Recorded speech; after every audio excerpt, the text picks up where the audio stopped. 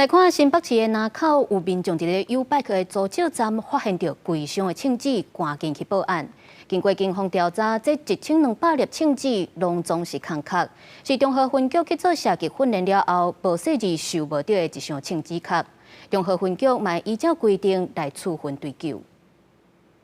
我联络监视好了。警方接到报案，工作箱仔后壁得到穿乌衫的男女，然后行入派出所。新北有运动民众伫 U Bike 租借站发现一个大箱仔，看甲惊一跳，直接走去附近的警所报案，讲有贵箱的称纸。就是看到这贵箱，后民众是惊一跳，其实内底底拢是空的称纸壳，也毋过有达到1200粒。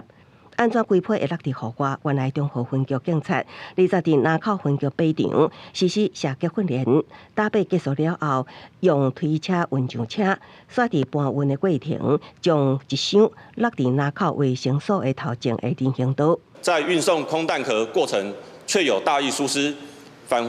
回分局后，亦未能确实清点数量，造成遗落情事而不自知，相关人员就责处分。前后经过4点外钟，互民众发现报案扣着，分局这才发现空的称纸壳有漏交，中和分局承认当前的疏忽大意，包括商训教官、助教、志愿警员、甲督察组长等人，拢会依照警方的后勤业务要则等规定，追究相关责任，各处分。记者综合报道。